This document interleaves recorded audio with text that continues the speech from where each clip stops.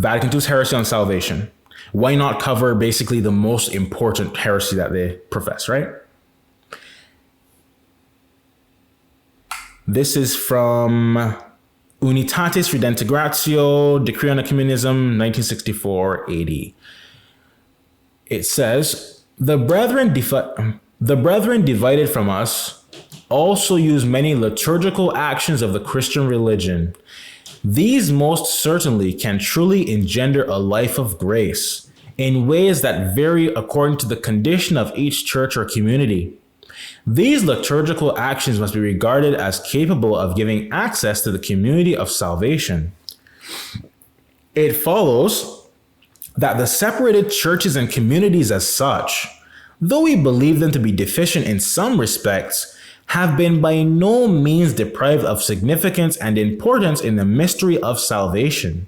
For the Spirit of Christ has not refrained from using them as means of salvation, which derive their efficacy from the very fullness of grace and truth entrusted to the church. So that was just basically a big block of blasphemy. That's what that was. A big block of blasphemy, stating that Protestants, heretics, whatever, they can be saved in their heretical and blasphemous sects, and that these heresies, these heretical groups, are a means of salvation, which is the exact opposite of what the Catholic Church teaches. The church teaches what? Outside the church, there's no salvation. You must convert to be saved. What does Vatican II teach? Oh, you can be saved as a Protestant or as a whatever heretic you are. You know, God uses that as means of salvation as well. No, he doesn't. That is blasphemy and heresy. So this right here, this alone proves Vatican II is not a Catholic council. This one quote right here, this is all I would have to say. But I will continue. A non-Catholic cannot be in the state of grace, okay? To enter the state of grace, one needs the Catholic faith, i.e., one must believe in the Catholic Church and her doctrine. Outside the church, there is no salvation for anyone at all. Period. St. Alphonsus Liguori. How grateful then ought we to be to God for the gift of the true faith? How great is not the number of infidels, heretics, and schismatics? The world is full of them.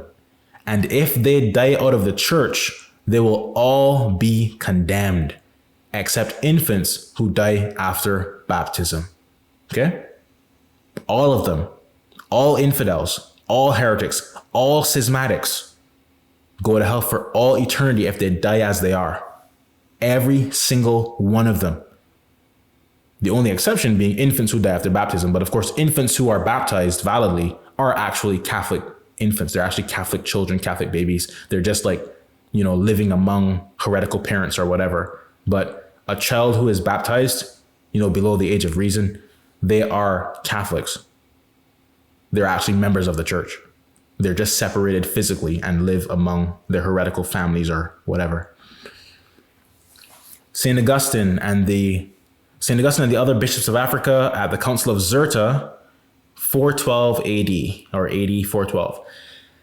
Whosoever is separated from the Catholic Church, however commendable in his own opinion his life may be, he shall, for the very reason that he is separated from the union of Christ, not see life, but the wrath of God abideth on him.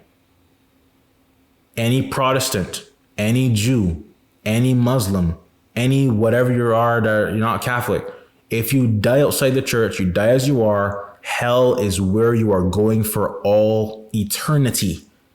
The church is like Noah's Ark. Everyone who's outside the ark will be destroyed in the flood being the eternal fires of hell.